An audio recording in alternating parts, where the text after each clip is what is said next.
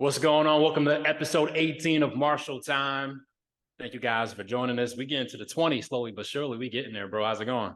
I'm going good. It's going good, man. We almost there. It's been exciting. It's been fun. So Also, for those who have the Apple Podcast app, we uploaded the last show on Apple Podcast, so we're excited about that.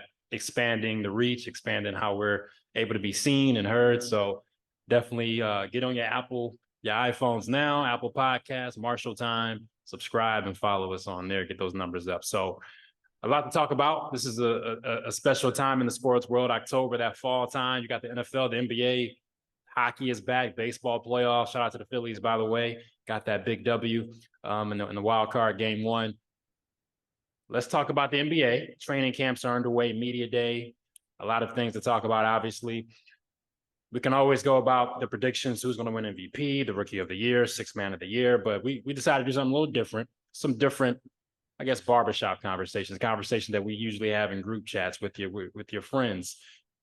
We're going to start with the Eastern Conference first, and then next week we'll do the Western Conference. Eastern Conference, there's a few topics that we want to bring up as far as sleeper teams, most players we're excited to see, which player who we hope or should make a big leap, or they need to make a big leap, and teams that are just playing for the vibes, no direction. They're just hooping out there, but we know they have no chance and they have no direction, no promising talent development. They're just stuck in no man's land. So we're going to start with the sleeper team. So obviously the Bucks and the Celtics, they just made two major deals. The Bucks have Dame now. The Celtics have Jrue Holiday. So it's clear that the Celtics and the Bucks, at least on paper, everybody being healthy, all things being equal, those are the top two teams. And then you have the Heat, obviously. Respect to them. They won the Eastern Conference. So you got to mention them.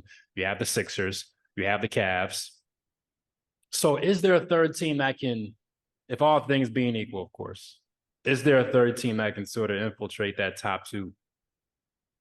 Everybody thinks it's going to be a Bucks and Celtics, but is there a top team, a third team possibly, and come playoff time can sort of say, nah, don't forget about us. Like we can ruin the plans of the Boston and Milwaukee fans. Is there, and if so, who is that team for you? I mean, for me, it's clearly the Heat. I mean, they've proven it to do it time and time again. I know it seems like the easy pick, but it's the truthful pick at the end of the day. Like the culture that they've built, the track record that they built, even though they haven't won a ring in a minute, they've been to two finals appearances. You know, Jimmy Butler's a great leader. Bam is a great player when it comes to defense and rebounding and versatility, especially come playoff time. I want to see what they're able to do, though, because to me, it felt like they were like, we don't need Dame. We're fine without him. So we'll let another team get him. And it ended up being, I feel like, the worst team that could have possibly got him in the Bucks. So I want to see just how they're able to combat that. I saw Jimmy Butler talking heavy at media day like he always does, and he usually backs it up. So, you know, I don't have no problem with that. But I just want to see what they're going to do because we're looking at a roster as to where they lost some of their, key role players, right? They lost some key role players. They still have a question mark of who's going to start Kyle Lowry or Tyler Hero at point guard. I know Kyle Lowry was saying he expects to start. I'm starting Tyler Hero if I'm Spoelstra, but Spo is a genius. He knows what to do with that. So we'll see how it goes. I want to see how Nikola Jovic improves. I want to see how he develops. And I want to see if they have any other young talent, on the rise, in their G League development, anywhere that they'll just pull out of their hat and put on the roster and put on the floor. And they're like, you know what, he can ball with all of these guys. You know what I mean? Like a Gabe Vincent that we saw last year. So that's what I'm interested in seeing. I think the Knicks are another sleeper team, but I'm not going to put them over the Heat. Not yet. No love for our Sixers. I can't make us a sleeper team. I mean, at this point, are we a sleeper team? I don't know what we are. I really don't know what the direction of the team is. We see Harden showed up at training camp today, and he looked like he was actually enjoying the environment. So I don't know what the situation is. I don't know. I'm going to have to just leave us I'll see it and I'll believe it when I see it. I can't really say what's up with us. You know where I stand with Philly, and we have all year to talk about that. I'm not moved by the James Harden being at training camp. I'm not moved. Show me something in the playoffs when you're needed in a game 6, game 7 situation, and you need to ball out. Like all these other stuff, I really don't care. And so we'll talk about the Sixers. Trust me, we have a long season. I got a lot of thoughts about the Sixers in that direction of that franchise. But it's interesting because a part of me saying honestly, on paper,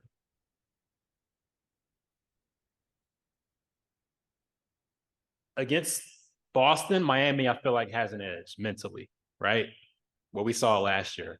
I still have to see Jason Tatum and Jaylen Brown. I still got to see it, you know? Like they made the finals against the Warriors. We saw what happened in that series. This was their year to do it, to make it happen. And then they just, the whole team. I mean, they had a lot of question marks with Joe Mazzulla. He was put in a situation where Ime Udoka, a couple days before training camp, we got to put you here as a head coach. That's not easy. And so a year or two for Joe Mazzulla, I think he gets better as a head coach. They add in a Jrue Holiday, who actually has won a championship.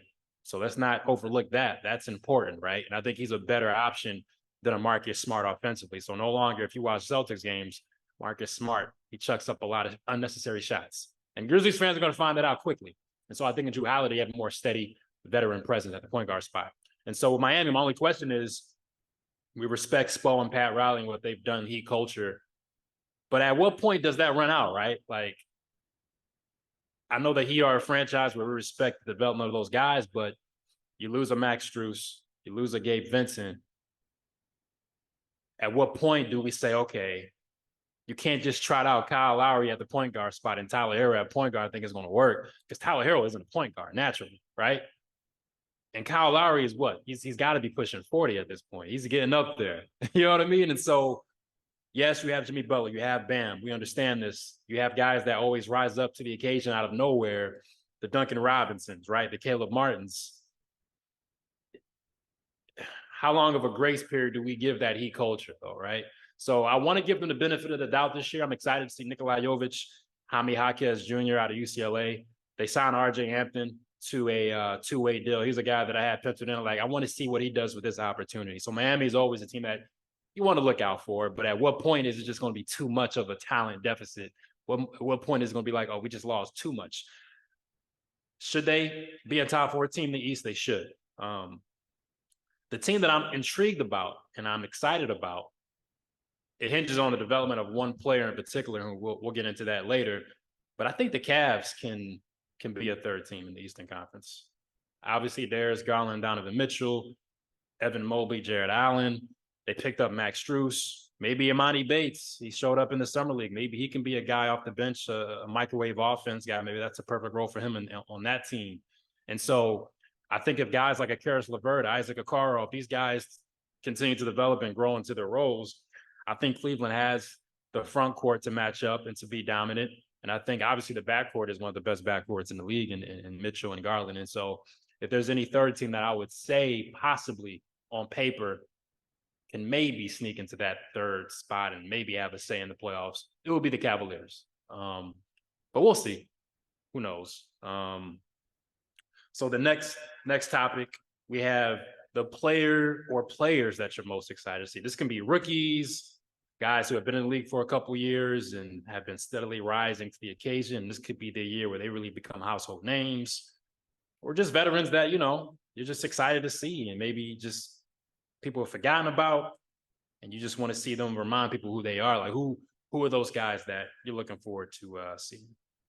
Well, I got 3 players in particular that I'm really excited to see how they do this year. One being Jordan Poole.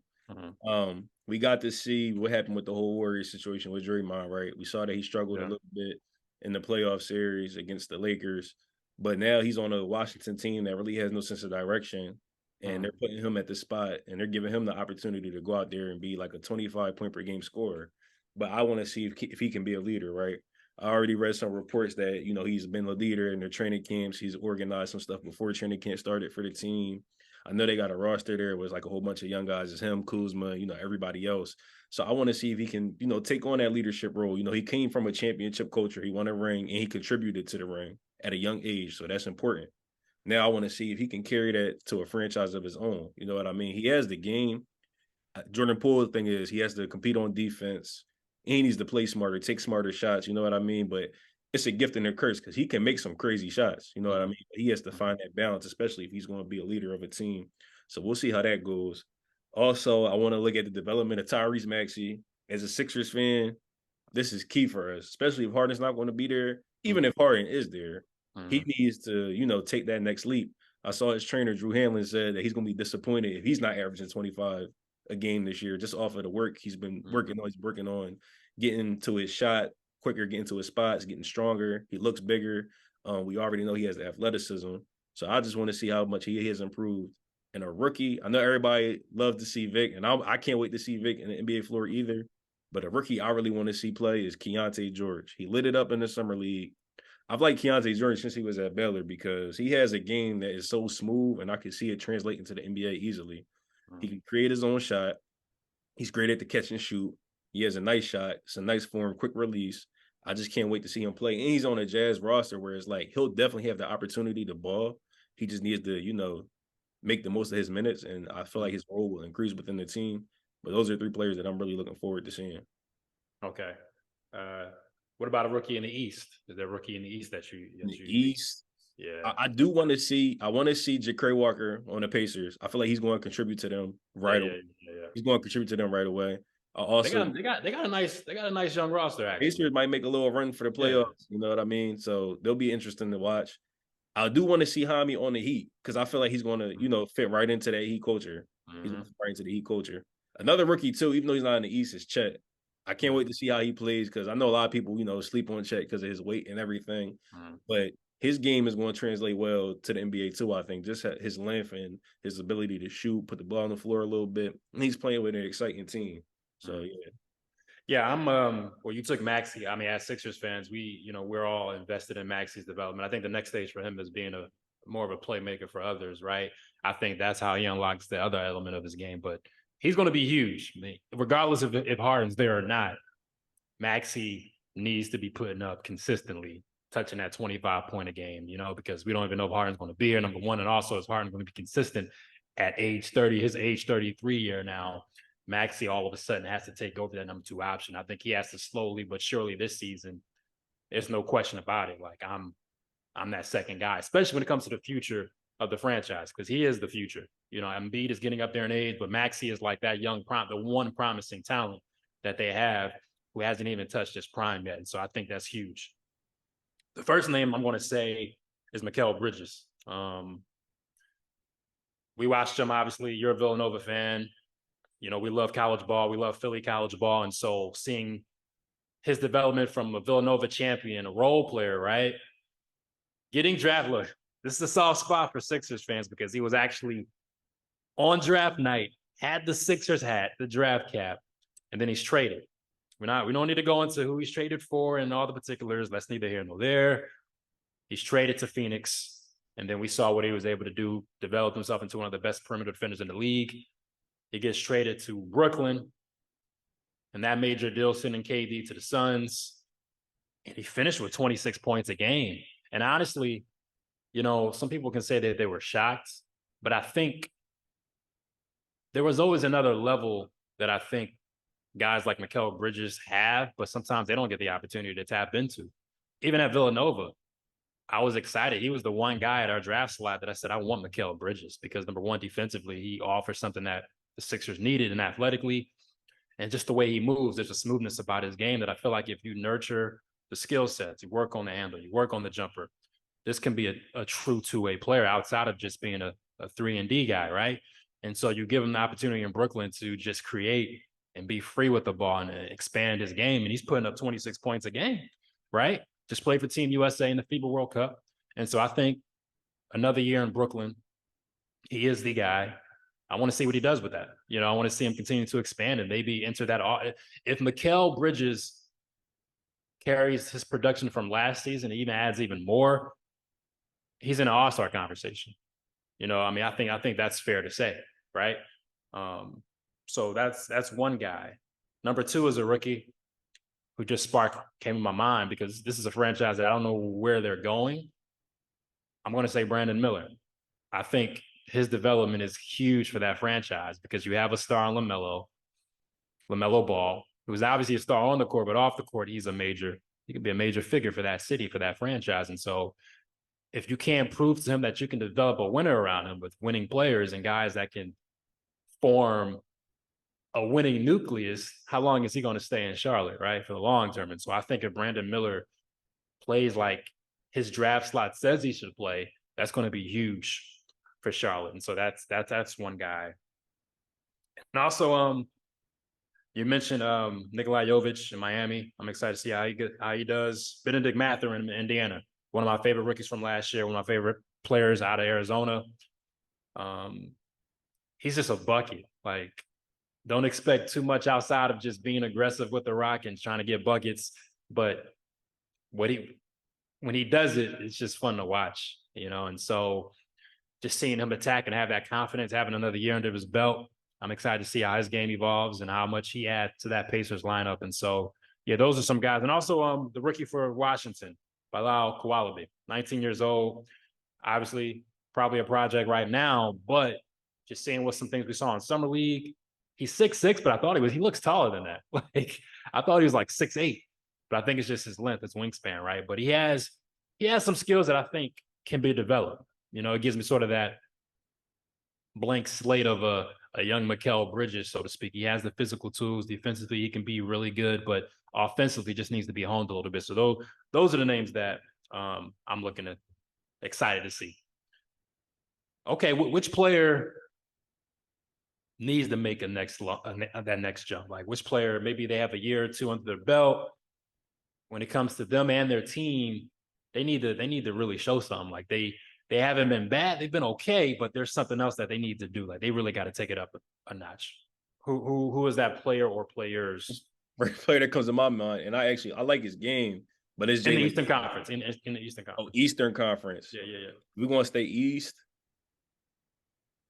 It's gonna have to be R.J. Barrett and Evan Mobley. Those two for sure, because we're talking about two players that they're in a prominent role, right, on two teams that could be contenders, but I feel like that depends on the development of those two players. R.J. Barrett. Okay, so we look at the Knicks. We got Jalen Brunson. You got Julius Randle. We know Jalen Brunson is a good point guard, but at the same time, he's 6 foot, right? It's only so much he's going to be able to do. I love Jalen Brunson's game, but he's limited defensively. We know he can start their offense. He can set up their offense. He can get buckets. They need R.J. Barrett to take that next step to be able to be a elite scorer. Not even elite, just a good scorer. He needs to be a great defender on that wing position because he's guarding the wings. We know the wings is like the most stacked position in the NBA right now. So if he can do those two things and make that next step and kind of take off the whole Julius Randle taking all the shots, being a jack type of thing, they could really take that next step, I think, if he really improves. Now, RJ Barrett, he's inconsistent. If he can be more consistent and we get more of the good RJ Barrett, the RJ Barrett that we saw potential in coming out of Duke, they could definitely be a threat.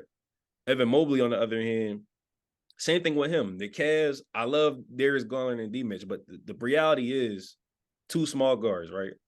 6 foot. Garland's like 6 foot. D-Mitch is like 6'1", 6'2" on a good day.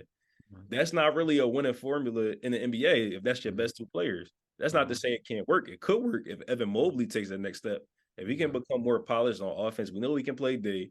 We know he can hustle, grab rebounds. We know he's uber athletic. But if he can get some offensive game, a better shot, more spacing on the floor for D-Mitch, Garland, everybody else. You know what I mean? I feel like those two really need to take a leap. They've been in the league for some time now. And it's time, if they really want their team to get to the next level, they have to take that next step too. So those are my two. Yeah, you said one of my guys, and that was one of the guys I was mentioning when I talked about the Cavs. If this guy takes that next leap, and that's Evan Mobley. I mean, he averaged in his first year 15-8, last year 16-9. So not much improvement, right? What you see is what you get with Evan Mobley. Year 3, like, okay, now we got to see something from that, because the last time we saw you in that playoff series against the Knicks wasn't looking too good. So that can't happen. Yeah, that can't happen, right? And so you got to add some more polish to your game. And if he does that, that unlocks so much for that entire team. Like Jared Allen doesn't need to do anything different than what he's doing defensively, pick and roll, rolling, finishing things. But if Evan Mobley is the one that we look at on that team that says he has the size, the athleticism, the defense, but if he has this offensive piece to it, that could switch a lot of things for this Eastern Conference and for this team, right? And so Evan Mobley's that guy for sure. The other guy is sort of like Evan Mobley, really hasn't, numbers wise, and what we've seen from them, there's no growth, right? And that's Scotty Barnes in Toronto. Year 1, 15, 7 boards, 3 assists. Year 2, 15 points, 6 rebounds, 4 assists. Was rookie of the year in year 1. And then last year, it was like, okay, what? Like, I think Toronto was expecting him to take over, but obviously that's still Pascal Siakam's team. But you drafted Scotty Barnes to one day being number one. And he showed a lot of things in year one, being rookie of the year, with his size, with the ability to push it after the rebound, push it up the floor, create. I think with him, it's unlocking more of a polished offensive game, being more of a playmaker. And I think Toronto needs that, especially with Fred VanVleet now in Houston, right? And so I think Scotty Barnes may have the ball in his hands a lot more this year. I think Toronto's expecting a lot out of him. So Scotty Barnes is definitely, out of all the young players in the East, I'm looking at him like, man, like year three, this is it. Like you can't win rookie of the year one, year two, not really see much growth. And year three, you can't be put, he has to be touching 20 points a game this year. There's no excuse not. I mean, Scotty Barnes should be averaging 20 points. I'm going to say that. All right, so we talked about teams that, could be promising, players that are promising. What about the teams that just, and it's weird, the Eastern Conference has a lot of these teams, a few, I'm more excited about the teams in the West, more so than these teams in the East. So which teams in the East are just like, yo, y'all just out here getting cardio. There's no direction. You're not competing for a championship. And I feel like we may agree on one of these teams for sure. We might say one of these teams. We might both have the same team, because there's one team in particular in the Eastern Conference I'm looking at like, yo, we might have talked about them before, but yeah, like they just out here for the vibes. what team is that? It's the city of vibes, Atlanta, all the way. It's the Atlanta Hawks all the way. We know Trae Young, phenomenal talent. We know they just moved John Collins or whatever. But other than that, it's like, man, Atlanta's been in the same position my whole life. My whole life, since Joe Johnson, Josh Smith, Al Korver, Paul Millsap. The year they had 4 All-Stars, they were killing in the regular season. Yeah. But we know the feat. I mean, and it's crazy because they had a little run, a couple years ago, and you would think they would progress from that. But I just don't believe. I just don't believe in Atlanta. I don't know what it's going to take, because they have talent on the roster. It's not like they don't have talent, but they're just in no man's land to me. It's like I don't see them being a contender. I don't see them beating these teams we're talking about. You know what I mean? So that's especially in the East, that's the first team that comes to mind for sure. What it would take for Atlanta is a conversation that Hawks fans may not want to have. When we talk about these teams making changes and not doing anything and not showing growth, you got to look at the best player on the team, and that's Trae Young. Like, how is he elevating this? You said we're building around him, we're giving you guys, but how are you elevating the guys around you, right? We're not taking it. Trae is a great player. We're not taking anything away from him, but at a certain point, you got to win, right? You got to have that conversation. This might be the year after this year, if the Hawks are looking at the play-in again. Is it crazy to think about having that conversation about Trae Young? Like, I don't. What are we doing? Why are we wasting our time with Trae Young being in no man's land? What are we doing? But at the same time, they saw Trae firsthand go through teams in the playoffs. You know what I mean? So it's like, I don't know. It's a tricky situation, because I've seen guys that we think are better than Trae Young old under that pressure. You know what I mean? And I'm just I'm like, I look into that a lot, like playoff performances, who's, doing the best under pressure. And I can't take that away from Trae. So it's like, it's a tricky situation. But then again, we got on the other hand, he's small. He doesn't play the best defense. He can be a machine, takes bad shots sometimes, but he's a star too. He's a great player. I don't know. It's like, and then it's like, if they do trade him, what are they going to get? What team is even taking Trae Young right now that has a lot to offer them? You know what I mean? I feel like all the contenders have that point guard spot filled up pretty much. So it's a tricky situation. They're in a tough spot. They're in a tough spot. They're in a crazy spot. Atlanta can end up being like in a Wizards situation where they were with Bradley Beal, right? Like, you have this young talent, by the time Trae Young's 30, what do you have to show for it, right? And then what? You're gonna give him up for what? What did the Wizards get for Bradley Beal? You know what I mean? So this is the price you pay when you have a great young talent, but you're not winning, and you don't even have any prospects of winning. I don't know. DeAndre Hunter, is he developing like people thought he would, right? I like Kobe Buffkin, but he's a rookie. Saddiq Bey, Clint Capella, DeJounte Murray, AJ Griffin. I mean, where's this team headed?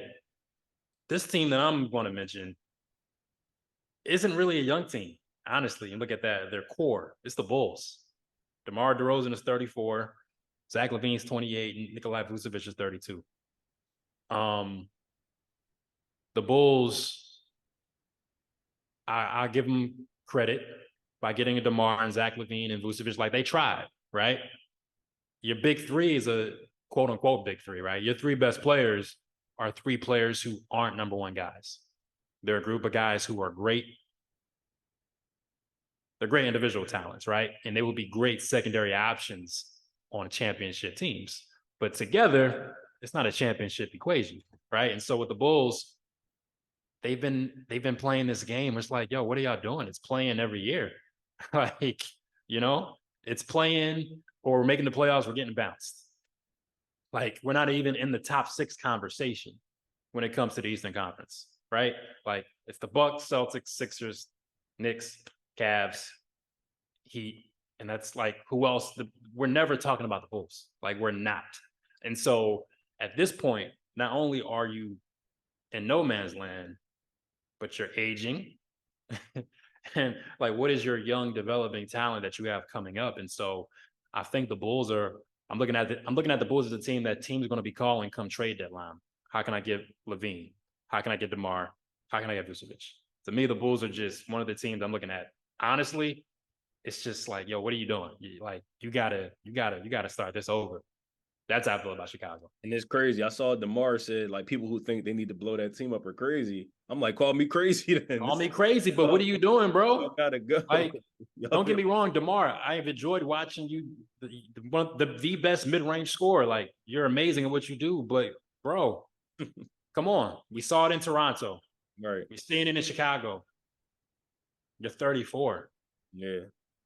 And Zach LaVine's 28, injury prone. Vucevic, 32. Like, this is your core in the Eastern Conference. That's not moving mountains. Nah. Like, so it's just time. Like, yeah, even like, come on, Caruso, Lonzo Ball. He's like, who knows if he's ever going to play again? We don't know. Yeah. So like, this franchise is just confusing to me. They gotta make changes. So that's our NBA segment.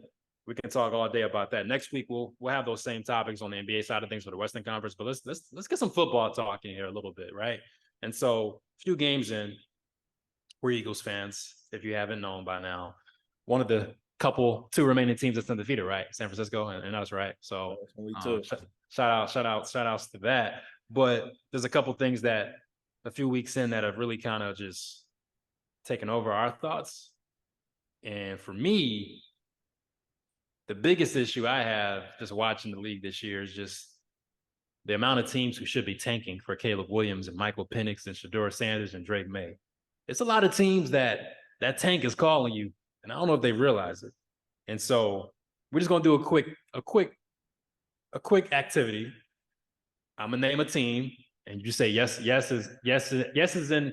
They should start tanking, or no, they're set at quarterback. All right. All right. Bills. Oh, they're set. Dolphins.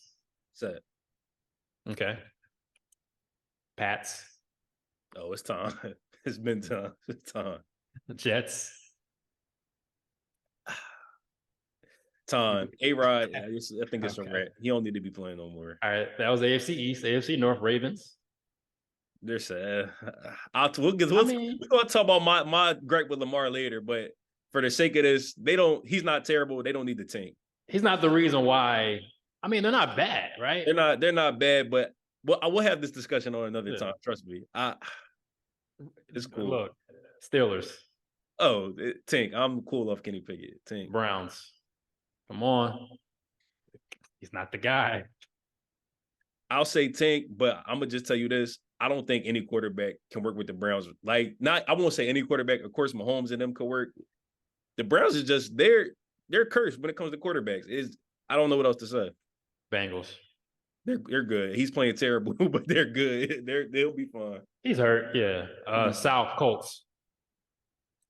I mean, they just drafted him. I don't know how good he'll be in the long run just because of how he plays, but they're good. I like him. They'll Texans. be good. Texans. Oh, they're good for now. He's been playing good. CJ Stroud's balling. Jaguars. They're good for now. Yeah. Titans. It's been over. Oh yeah, it's a wrap. Chiefs. No, come on. Chargers. They're good. Yeah. Raiders. Come on. Oh, it's over. It's over. Jimmy G, like you come on, you're trying it. They knew Broncos, it's old. Russ Definitely. is cooked. Russ been cooked. Let's move to NFC, which is about to get fun. The Eagles, come on. We're good. Cowboys, come on. So it's time. But we know they're not going to do that. But you think it's time? Okay. Time. Commanders. Definitely time. Well, Sam Howell kind of he's playing good, but he's not the answer. I need to see more. I don't think. Nah, in the long run, I don't think so. Giants. He got covered. It's over. Obviously, his coach don't think so. He tossed the iPad on. It's over. Saw that? It's over. Detroit. They're good. I'm not a big golf fan, but he's playing good. He's holding them down. They'll be in the mix. So they're good. We can't make them. I can't have them tank if they're about to be number one in the division. Probably, you know what I mean. It's like, but they're good at quarterback for the next 5 years. 5 years, probably not. But this is the question: Are for the next 4 years? Are you good at quarterback? I don't think so. I'm not a golf guy. Nah, he's the new Kirk Cousins. Packers. Nah, the verdict's still out. It might be still too early. The verdict's still out. It's early. Yeah. I'm gonna say they gotta give him some more time. Yeah, Green Bay usually does well with quarterbacks too over the years. You know what I mean? So who knows? The Vikings. Come on. Oh, it's a wrap. They're gonna learn from me real quick. That quarterback, I'm not a fan of. Right. This is a tough one for me because I don't believe in the franchise, but I still have hope for the quarterback. Chicago. It's a wrap. It's a wrap for him too. Well, Chicago, we'll get it's a wrap. He got it. I think he needs a change of scenery. And it goes hand in hand with Chicago. It's tough. That's a whole different conversation because when it's hand in hand. We'll talk about that. The Bucks. It's a wrap. He's not. I don't. He's. I feel like he's playing better, but I still don't think he's that Super Bowl caliber. He's a holdover. He's just a bridge to the next, which is fine. The Falcons. Oh, it's over. I watched that game in London. It's a wrap. Watch the Toy Story, John. Yeah, it's a wrap. The Saints. Oh, definitely a wrap. He's been. Derek Carr's cooked. Been mid. Yeah. I feel for my boy Bryce Young in Carolina. He's not over yet. It's not over. Too early. It's too early. 49ers, they're good. Yeah. Well, I mean, just throw the Christian McCaffrey. You good. But I don't. I know if he plays us, it's not going down like that. So I don't think he'll be. For the way the league is set up right now, this is something I'll talk about another time too. The way like the level of competition just isn't it right now.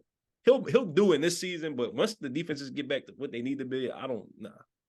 If they have that coach and Chris McCaffrey for the next few years, it'll get it done. Yeah. Shout out to my man Geno Smith, Seattle. They're good. They're good. He's going to keep winning. He'll win games for now. The Rams. So,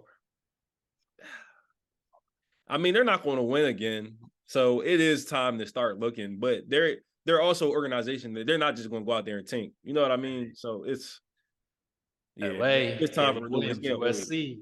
Imagine it. Yeah. The Cardinals. This is tough. This is tough, man. I mean, Kyler's a good quarterback. Yes. He's young, so nah. But if they do get a number one pick, do you draft Caleb Williams? That's the question that they have to face. I don't know. And now that comes to, do they believe in Kyler or not? You know, what we've heard from Kyler Murray gives me pause. Like, is he dedicated? Like, they had to put the video game clause in his contract, right? Like, that was a big issue. And so that's my only question with Kyler Murray. The talent isn't a question. The dedication to be a starting quarterback is the question. And can we rely on that for the next few years? You're coming off an injury. That's a whole nother question mark, right? So I don't know. I'm undecided on Arizona. That's the one team where I'm really undecided on, you know? That's what I would say. All right, so we just did that quarterback exercise for each team. So out of all the teams in the league, these are the number of teams who are good at QB. 1, 2, 3, 4, 5, 6, 7, 8, 9, 10, 11. Are we going with the Cardinals is good? Can we leave them? I don't know. I really don't know. So we're going with 11 teams in the league right now that are good at quarterback. That sound about right? Yeah, and honestly, out of those 11, it's only probably 5 teams that I'm really consider serious about winning the Super Bowl or getting to the Super Bowl. Yeah. I mean, and I think it's really obvious too. Each week you see these teams come out. I mean, the Falcons, I can't imagine being a Falcon fan seeing Desmond Ritter out there. I mean, you really can't be serious and you name Desmond Ritter your quarterback, your QB1 at the start of the season, expect fans to believe in that. Like, how serious? You're very unserious. You have Kyle Pitts at tight end, who could be a generational tight end. And if he's in Atlanta with that QB, we may never know. And the That thing like about that's the biggest like malpractice Atlanta that I'm watching right now. Like, what do you have? Bijan Robinson, Kyle Pitts, Drake London. What are we doing here? I would be upset if I'm a Falcons fan. And the thing about football is, as a fan, it's a sport where you don't go into it wanting your team to tank. You know what I mean? Like basketball, it is what it is because it's like we get to see the college guy that's supposed to be #1 pick, and it's a whole bunch of hope that he could come change the team up. Mm-hmm. Football, we know it takes a lot of players, it takes a lot of things to go right to be a good football team. Not even great, just a good football team to win, consistently every week. So as a football fan, you come into the season expecting your team to, maybe improve, maybe to, it's Bears fans that, they hope that they could take the next step this year and they're out here getting cooked. You know what I mean? So that's just the nature of football, being a fan. But at the same time, man, I just feel like the level of talent on the field right now in the NFL is not it. Like, it's not what I'm used to growing up as a kid. Because even back when I was a kid, you had teams that didn't have the greatest quarterbacks, but they still were a threat. I remember vividly the Jets with Rex Ryan and Mark Sanchez. Mark Sanchez, yeah. Mark Sanchez was light, but we knew the Jets could give any team a run for their money because they had a defense on the other side of the ball, and they had a good coach, and Rex Ryan, who knew how to get his players going, knew how to motivate his team, and knew how to put them out there in the best position possible. I'm not seeing it. And like today's game is like, and I'm paying attention week in and week out. It just feels so watered down. And I felt like that last year too. Like people were always saying, as an Eagles fan, they were telling me we didn't play nobody. And I'm looking at them. Who is there in the league to play? You got the Chiefs. Okay, cool. You got the Niners. Okay, cool.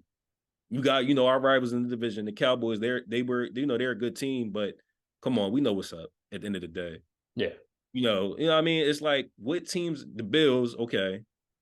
But it's like, what other teams are there to play? And I say the same this year. We have a much tougher schedule this year, but at the same time, I feel like we can beat all of those teams. You know what I mean? It's not like we can't, it's like, oh, we got this tough schedule. Now we won't win at all. You know what I mean? It's like, I don't know. I just feel like the level of competition in the league is just not the same. And I don't know. And it's crazy because there's a lot of talent in this league. Like, it's a lot, especially at the skill positions. We got the guy on the Rams, Puka Nacua, came out of nowhere and he's breaking records. I mean, it's a lot of talent out there, but I just feel like the way these teams are put together, the way these coaches are coaching, maybe it's due to a lack of preseason time too. I don't know, but I don't know. It's just not it right now. Yeah, I think, man, it's the product. It's a bad product. I thought it was a bad product last year. I mean, these Thursday night games, like, they were horrible. Like, most of these games that we see on TV that we're seeing, it's like, yo, what do we? Half the time, I don't even know what team or can we expect to see. Are they going to perform? You look at the fantasy teams that you have, and like, yo, this is horrible. Like, you know what I mean? Like, and it's I look at the Jets situation, right? That was a team with Super Bowl hopes. Aaron Rodgers, that's a big injury, but to see them fall off like this, it shouldn't be that big of a fall off. You should have a competent backup QB to at least smooth things over and be able to be competent, at least run the offense, right? We've seen teams being able to at least stay above water, right? Like, now with the Jets, like, each and every week, Zach Wilson is shaky. I mean, he played better on Sunday against Kansas City, but we don't know if we can expect that the next week. And so I think now you're looking at it like, look, this is why we're having the quarterback conversation. It ties into the conversation of it being watered down. If you don't have a top 10 quarterback, you don't have a chance. And that's just the truth of it. Like, the teams that we named, those are pretty much the top 10 quarterbacks. Like Josh Allen, Tua, Lamar, Burrow, obviously Mahomes, Herbert, Hurts, like Trevor Lawrence. Like, these are the names that we see consistently in the top 10. If you don't have those guys, then you're cooked. We know it's an offensive league, so you can have a Garrett Wilson. It doesn't matter if you don't got the guy that can throw it to him, the guy that can actually transcend. Look at Mahomes. He lost Cheetah. This year, he has Kadarius Toney and these new names outside of Kelsey that people aren't really aware of, but they're still making it happen. So if you don't have a quarterback that can transcend, if things aren't perfect, if the O-line isn't perfect, like the Bengals have the best O-line, but Burrow still managed to do what he did last year. He's hurt this year, but obviously he has some special skills as a quarterback. And so I think what we're seeing now, it's an offensive-driven league. And so if you don't have that star, that elite special talent, or at least if you don't have that elite guy at the quarterback position, you better surround him with some elite talent. Brock Purdy in San Francisco with Debo and Christian McCaffrey, right? George Kittle, Brandon Ayuk, and you have a great offensive mind, right? And Shanahan. So if you're a team without a top 10 quarterback, you really don't have a chance. That's why it's pretty easy to tell. It's pretty easy to say which team is going to make a run at the bowl. Like realistically, it's 5-6 teams, if we're being honest, because they have that guy at quarterback. I look at the Patriots, I look at their roster at the beginning of the year, and they don't have a chance. Not only do you not have a guy at quarterback, can most people name their top 3 wideouts? Kendrick Bourne, Devontae Parker, and they got a second-year guy in Tyquan Thornton. You know, like, you're not winning. They have a rookie, DeMar Pop Douglas, who is promising, but outside of that, these guys aren't household names. These aren't guys you want on your fantasy team.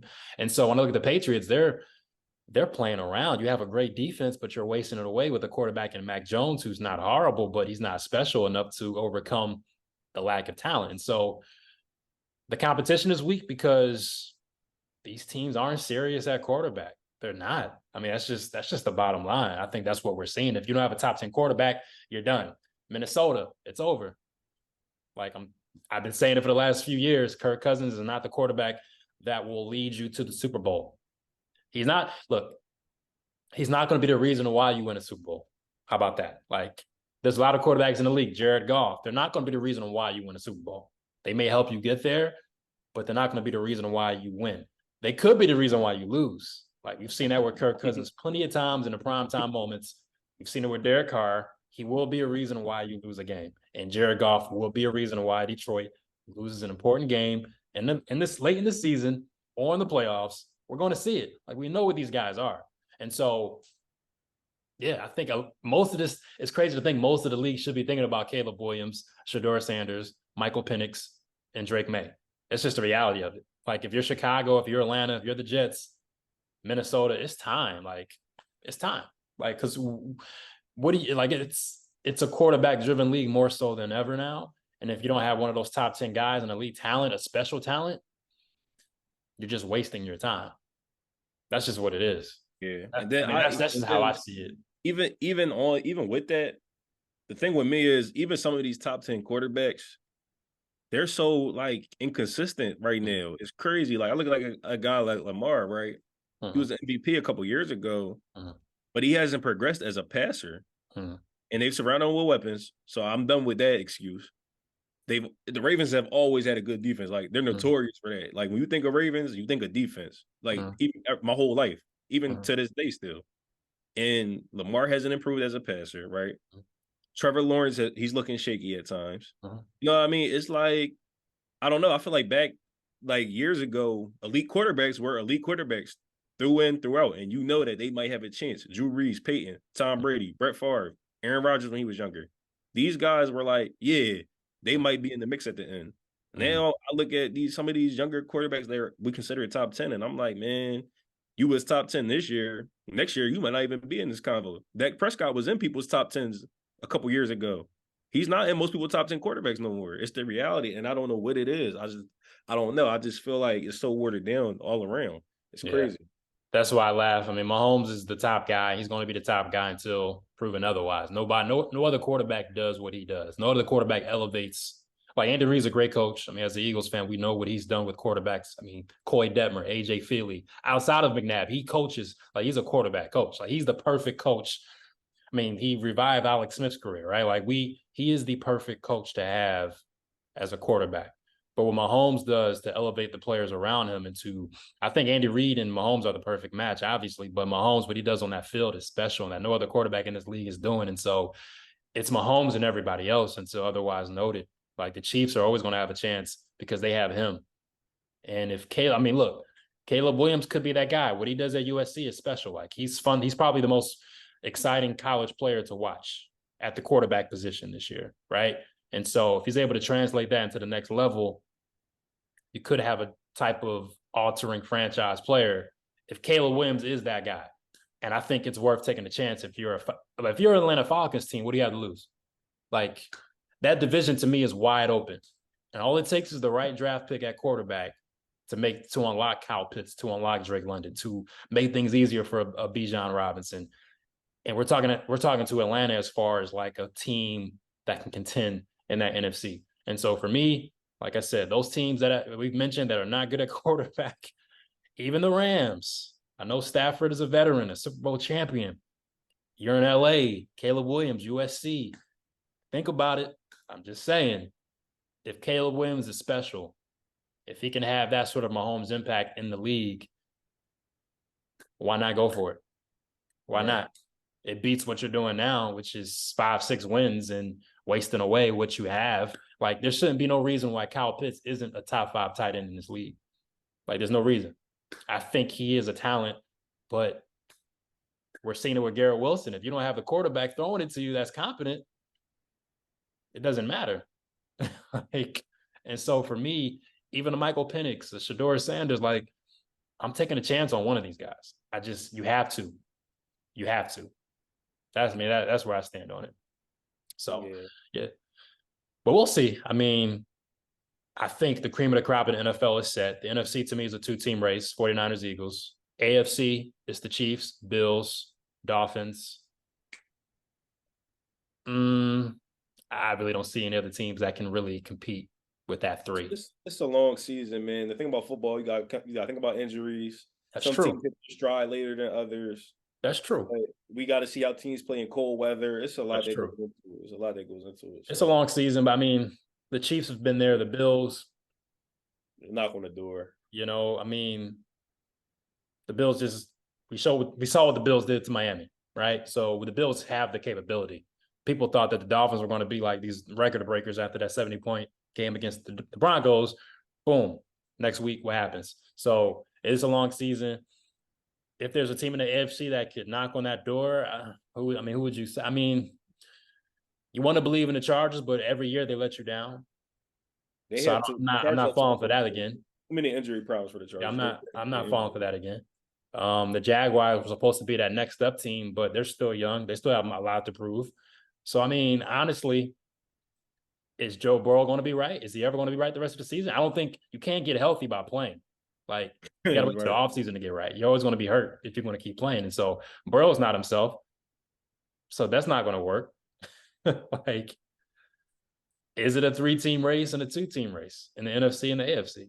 That's Is my point. that what we're looking at? That's my point. It's so watered down. And truthfully, the Dolphins, like, yeah, they're an exciting team to watch, but their defense is not good. Oh.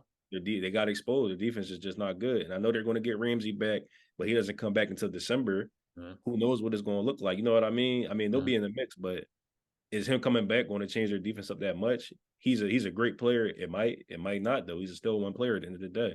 You know what I mean? So I don't know. That's just what I mean. Like, it shouldn't be this. I feel like football, it shouldn't be this easy for me to look at and predict. Now, I'm sure some upsets might happen or whatever. There's always upsets. If I'm putting my money on something, I'm putting my money on the Eagles and Niners, Bills and Chiefs. Yeah. And it shouldn't be that way. I feel like it should be more parity and it should be more thinking to it. That's what I'm used to in the NFL. You know what I mean? So I don't know. But that also comes down to poor management, right? Because a lot of these teams that nobody blame up themselves with the management, the mismanagement, right? Like, we can look at all these teams' drafts and say, hold on, why did you pick this guy? Like, why did you pick him here? Right. Why did you make that? And this isn't even hindsight 2020. This is obvious. Right.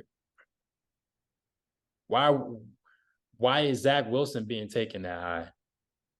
Why is Daniel Jones as a Giants team? Why are you drafting a guy out of Duke, quarterback that high? Why is he getting this contract? Right. Why? So, like, you're willingly paying mid product. Right.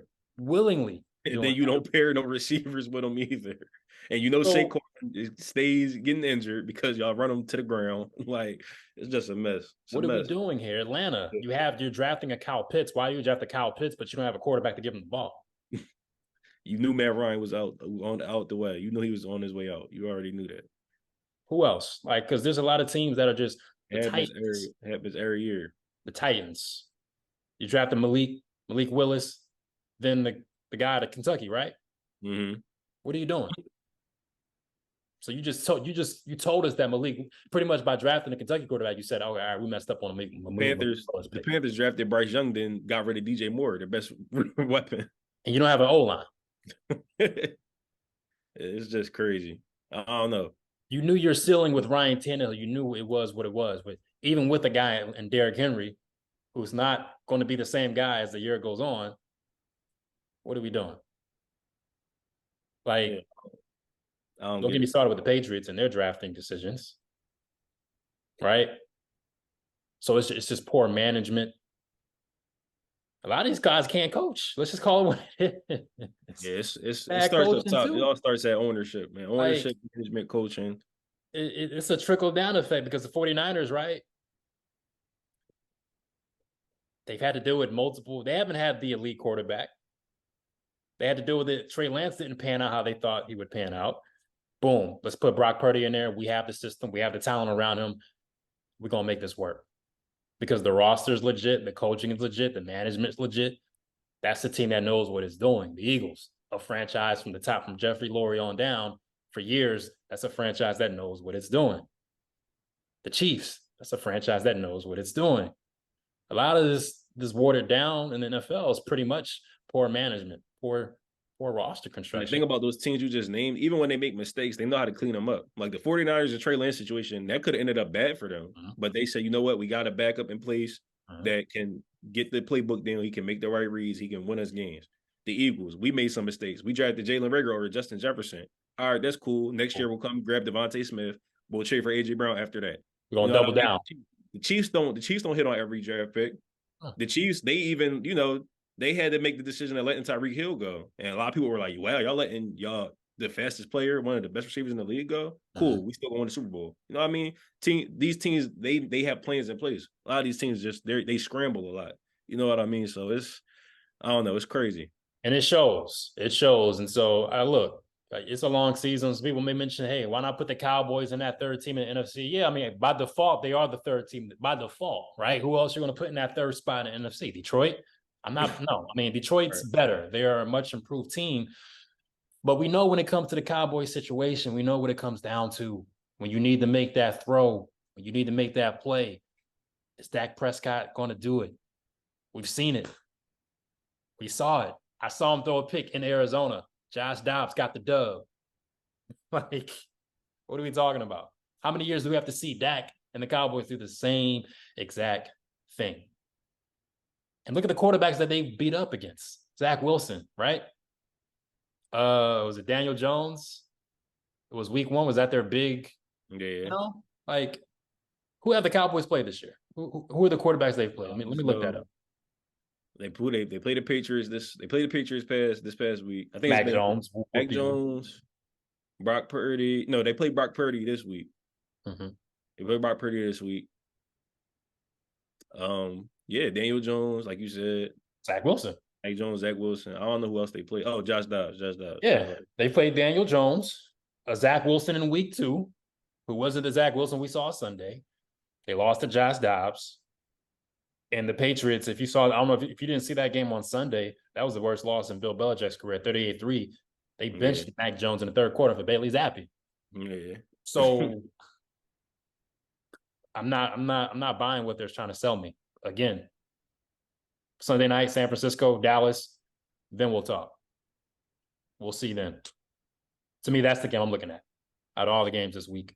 Dallas, San Fran, Sunday night football. To me, that's the one for me. That should be a good game, though. We'll see. Playoff rematch. Dallas pass defense, it's better. It's, they have their defense isn't bad at all. But we'll see how they match up against, a team that they just struggled with in the playoffs. They lost to. We'll also get to see Brock Purdy against a much better defense than he's played. because like we said, the same. Even though like we said, Dallas hasn't really played nobody. San The Niners Francisco, yeah. haven't played. The Niners haven't played nobody either. So I said, there's a lot of teams that aren't playing. You know what I mean? So It'll be interesting. gonna be interesting. The And verdict.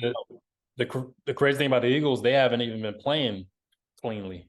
Yeah, we haven't played We're nobody either, really. But we won games while playing ugly, which is crazy. we're 4-0, but it's like, yo, y'all got to get it together. You know, Yeah, because I lied to you not. The Rams, we can't sleep on the Rams. We're playing them at their not at home. all. They're going to give us a run. Like we can't sleep on them. I want us, I want us to see kick into that gear, but we have that game where we're killing the whole entire game. That's what we Yeah. need. But new offensive coordinator, new defensive coordinator. There's a lot of things that I think by the end of October, we should know what this team is. Yeah. We can say the same about, I think by the end of October, that's a fair time period. You got 2 months. We can tell who's who and who's just playing around. Yeah. So 4 more games. This is week 5. We'll be able to tell by the end of this month who's who. So that's why I'm standing on that. But a lot of these teams, Atlanta, sorry, like it's over. Like Desmond Ritter, like, come on. Like who? Like what are we doing here? It's just some franchises that you just like. Are you trying to like? You really think you can fool your fans and tell them this is a competent starting quarterback? This is a team that can really get it done. So yeah, Kyle Pitts, I feel for you. I feel for you, man. That's not it. But yeah, thanks for y'all for watching and listening. Don't forget we're on Apple Podcasts now, so hit the like, subscribe, make sure to follow us. We'll be back next week. All right. Peace out.